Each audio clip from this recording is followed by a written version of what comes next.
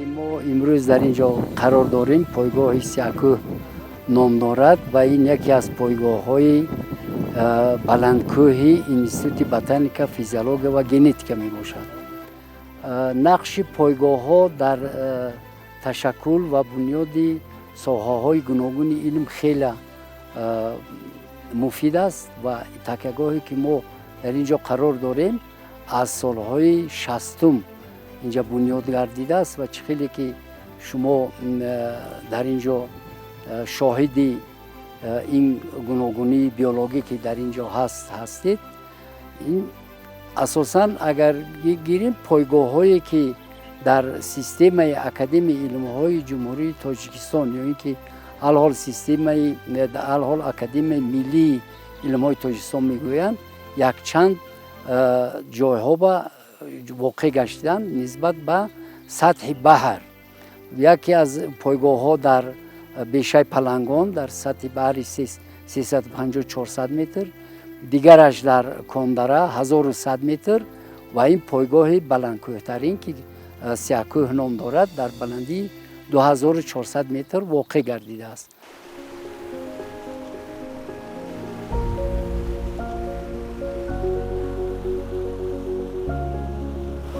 بینندگان عزیز، همین دریای شوخابه که از اینجا جاری می شود تقریبا از مرکز پایگاه بیولوژی سیاکوه جاری می شود.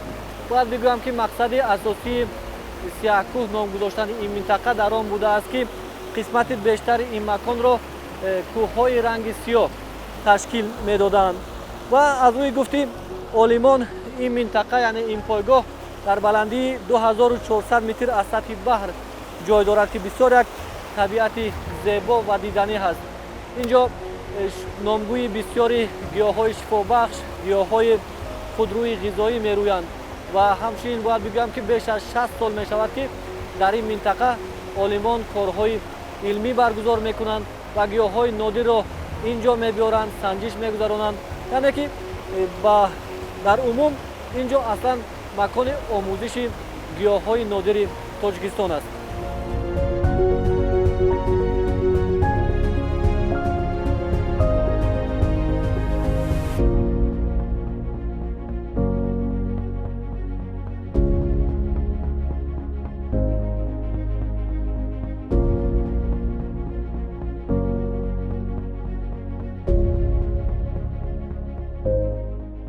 در این قطعه که ما حاضر جای داریم در اینجا بیشتر رستنی‌های مرغزاری کوهی دیده می شوند و خیلی که شما در این نوار می بینید یعنی این رستنی یوغان مرغزاری بلندکوهی یوغان است و در اینجا هم البته رستنی‌های نادری از اون جمله در کتاب سرخ قید گردیده پیاز انزور الیوم استیپیتاتوم در اینجا با میخورد و البته ما کمتر دیرتر آمدیم و نمودهای گلهای لاله که رستنی‌های نادر هستند اینها از انکشاف ماندن و الحال ما خیلی خرسندی آور است که در عین اوج گلکنی رستنی‌های مرغزاری بلندکوهی آمده ایم. اکنون گوناگونی بیولوژی که در اینجا میبینید در همین میدان نه آنقدر کلان زیاده از 300 نمود رستنی‌های گوناگون از هر یک عائله های گوناگون از اون جمله عائله این چترگلان که شما میبینید یوغان و عائله لبگلان، عائله نسترن ها و عائله مرکبگلان خیلی زیاد است. از اون جمله عائله لوبیوبیا هم رستنی‌های اندمیکی که زیاد دارد در اینجا دیده می شود. در این منطقه که ما قرار داریم بسیاری عائله هایی که در اینجا می روید تعلق دارند با عائله های چترگلان، لوبیوگلان، نسترنگلان و عائله هایی که نسبتا عائله های خرده که در اینجا قرار دارد در اینجا می روید و دیگر عائله هایی که و دیگر عائله ها تعلق دارند. یعنی که در تاجیکستان تقریبا 5000 نمود رستنی که می روید 20% از این 20% رستنی ها در اینجا می رویند. تقریبا 20% که در اینجا می روید قریب که همه رستنی های همین منطقه رستنی های شفا بخش هستند و مانند камол ферула мегӯянд. Баъд вай инула мегӯянд, як намуд чохла, баъд карафс мегӯянд.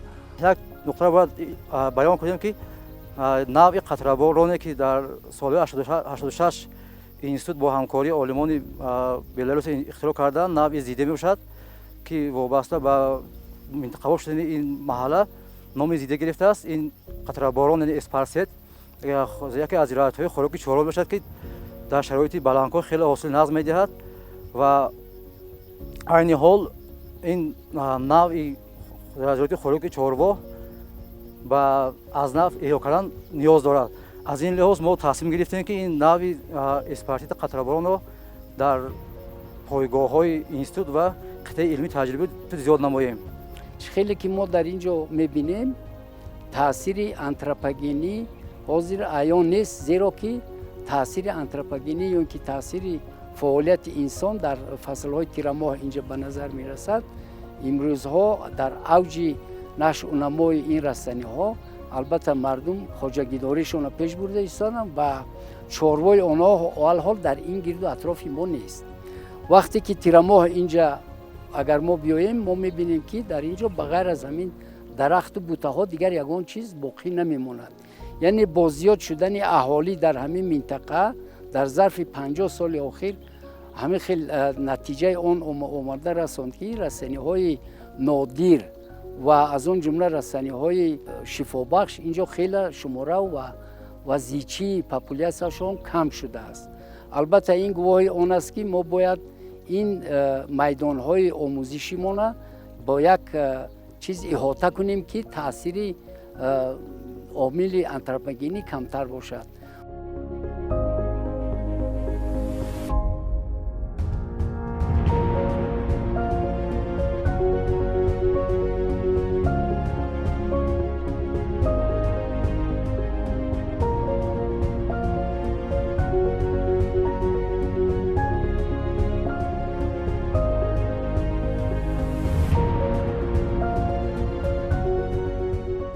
آموزش این منطقه اصلا از آخر عصرهای 19 از طرف سیاحان روس آغاز گردیده است. اولا از آموزش کندنی‌های فایده‌ناک، بعدا به ساخت گئولوژی تا حال هنوز ادامه دارد. در عموم این منطقه سه دوره اساسی گئولوژی را اثر گذارانده است. این دوره گیاسینکلینری یعنی پیدایش چین‌ها، بعدا پلتفرم‌های همواری و آخرین دوره کوهپیداشوی که تا حال هم در نه بلکه در این منطقه بلکه در منطقه عموما تاجیکستان ادامه دارد. تمام جنس‌های کوهی که در این جوا می‌خورد سر شده از رکسنگا، آهکسنگ، خب دلمیت، گرانیتو، گرانودیاریتو، الیوریتو و غیره ها سین و سالشون سر می‌شود از دوره اردویک، یعنی که 480 500 میلیون سال پیش از این تا دوره حاضره. در اینجا دو کفش اساسی، کفش حصار و کفش انذاب میگذارد که در ساخت تکتونیکی منطقه نقش اساسی را اجرا میکند.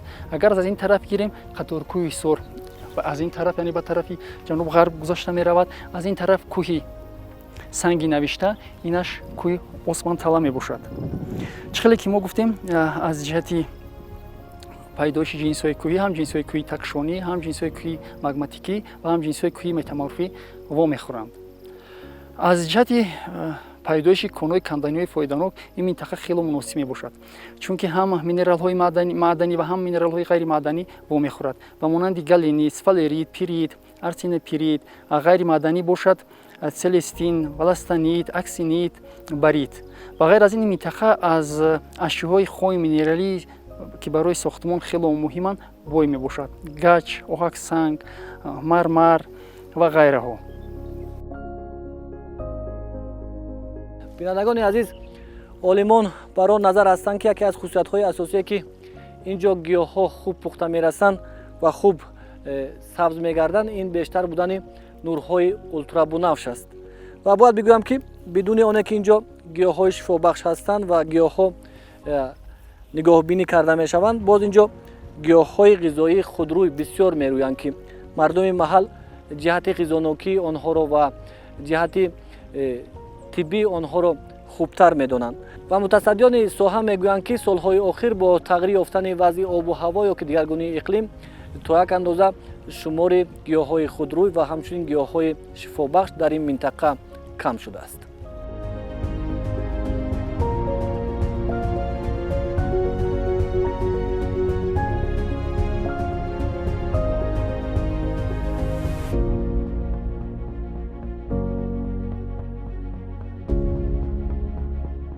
ки Академияи миллии илмҳо хеле саҳмгузор аст ки ин тагягоҳҳо дар оянда бояд дар зери таъсири тағйирёбии иқлим, тағйирёбии гуногунии намудҳо омӯхта шавад ва зичи популятсияи намудҳои нодир ва аз он ҷумла намудҳои дар китоби сурх оварда санҷида шавад. Ба натиҷаи онҳо дар китобҳои ояндае ки китоби сурхи Тоҷикистон нашри сеюмаш дар назар дошта шудааст, баъди 5 сол бояд дар ҳамин дарҷ гарда шавад. хуб, дар ин тагягоҳҳо дигар қисматҳои илми физиология ва биохимия ҳам пеш бурда мешаванд ки албатта дар ин бора мутахассисон сухан мегӯянд ва ман ҳаминро яъне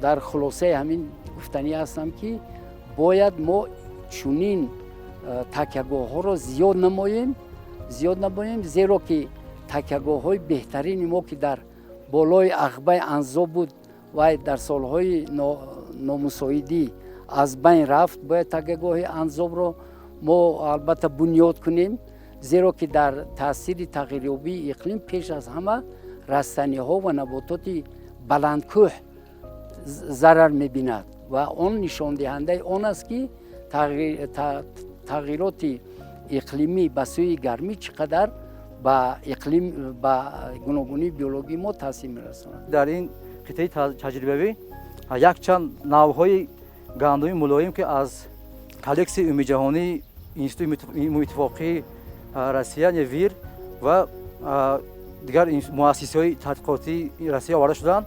ин навъҳо бо мақсади мутобиқ гардан ба шароити маҳалли Тоҷикистон оварда шуданд.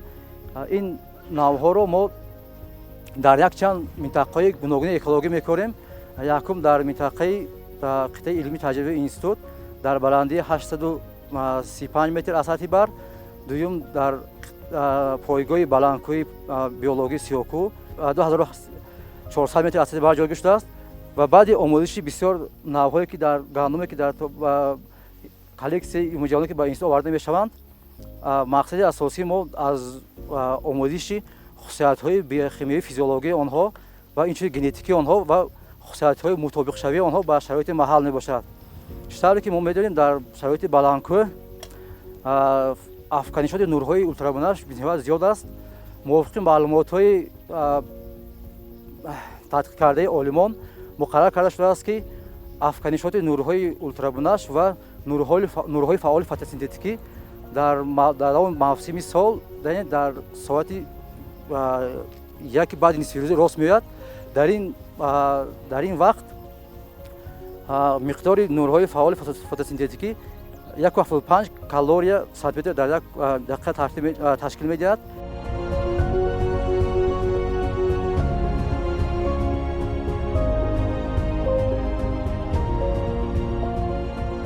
дар инҷо пиёзи анзур мерояд, пиёзи ки суворов мегӯянд, пиёзи суворов, пиёзи ашанина мегӯянд, дар ин минтақа мебарояд.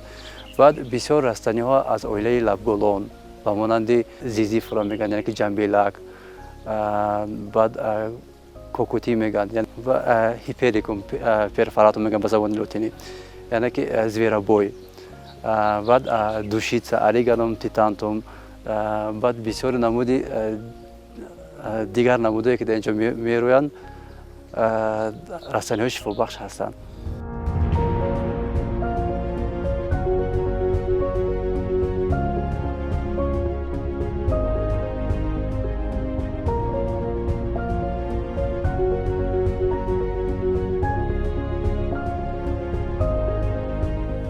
ҷиҳати физиологӣ агар гӯем сабзиши растаниҳо дар ҳамин баландӣ мутобиқшавии онҳо дар ин баландӣ масалан аз ин намудҳои гандуми мулоим, гандуми дурушт инҷа дар таҷрибаҳо мегзаронанд. ба ғайр аз ин растании модделие ки ина солҳои сол маҳрум академик Пулот Ҷураев Усмонов кор мекард, яъне арабидопсис, инкишофи ин растанӣ ҳам дар ҳамин баландии аз сатҳи баҳр яъне санҷида мешавад.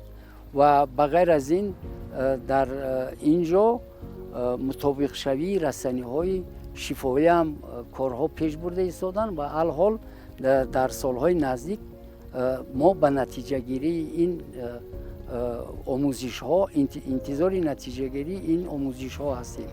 ва пеш аз ҳама мо ҳаминро бояд дар назар дорем ки тағйирёбии иқлим ин 10 сола, 20 сола, 50 сола, 100 солаҳо аст.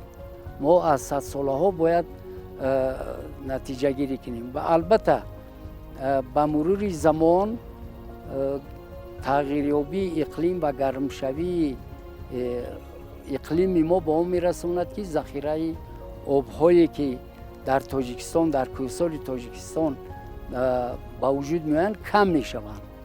ва дар ин бора ман гуфтаниам ки бояд ҳамин доманакӯҳҳо ва миёнакӯҳҳоро мо дарахзор кунем. анагну ҳозир шумо чихеле ки дар ин навор мебинед, дар ҳамин ҷои нишасти мо 100-200 сол пеш арчазорон буданд. дарахтҳои буданд ки дар инҷа мутобиқ шудагӣ буданд. анакнун бо мурури замон ва васеъ шудани хоҷагидории инсон ва аҳолии ҳамин деҳаи зиддеҳ оварда ба он расондааст ки мо арчаҳоро дар гирду атрофи ин деҳа дида наметавонем, танҳо дар баландкӯҳҳо мебинем. ва мо бояд ҳамин ба хулоса биёем ки албатта бо зиёд шудани деҳаҳо, зиёд шудани аҳолӣ, мо бояд ки иқтидори нигоҳубини табиатро зиёд кунем. тавре ки маълум аст, дар ин минтақаи мо гиёҳии шӯбахш бисёр вомехӯранд ва гиёҳии шӯбахш дар ин минтақаи мо ҳастанд. мо соли гузашта бо супориши раёсати Академияи Миллии Илми Тоҷикистон як гурӯҳи корӣ ташкил кардем, иборат аз 12 нафар кормандони шӯъбаи захираи гербарӣ, шӯъбаи флора ва систематикаи растаниҳо ва захираи растаниҳо ва бо сарварии мутахассисони ҳамон озмоишгоҳ. соли гузашта мо ба 3 минтақа сафар кардем, сафари хизматӣ бо мақсади ҷамъоварии растании шифобахш. ва аз ин минтақаҳо мо растании шифобахше ки хусусияти шифобахшии хуб доранд барои соҳаи фармакопия пешниҳод карда мумкин аст ҷамъоварӣ карда маводҳои тари растаниро ҷамъоварӣ намудем ва ба маркази илмии тадқиқоти муштараки тоҷикистони Хитой ки дар назди Академияи Миллии Илми Тоҷикистон фаъолият дорад супоридем. ва тағйири минбаъдаи растании шифобахше ки мо ҷамъоварӣ кардем, хусусиятҳои биохимиявӣ, фармакопологӣ, онҳо айни ҳол дар марҳилаи омӯзиш қарор доранд. албатта инҷа расаниҳои нодир инҷа бисёр аст. ҳама инҳоро гуфтанам вай ҳаст. аз масалан гирем ино пиёзҳо ҳаст, пиёзҳои даштӣ ҳаст, пиёзҳои хурданӣ ҳаст. масалан мадел меган, хуб пиёзи анзур меган, пиёзи гӯши бузак меган, баъд пиёзи мана вая медонед сиёалаф. ҳамин сиёалаф ҳам яке аз намудҳои пиёз аст. алимрозинору меган ки алҳол аз ҳамин моҳи март сар шуда то имрӯз ҳамин сиёалаф дар бозорҳои мо бурда фурӯхта мешавад. пеши роҳи инро гирифтан, пеш аз ҳама бояд майдонҳои кишти онҳоро мо ташкил кардан тавонем.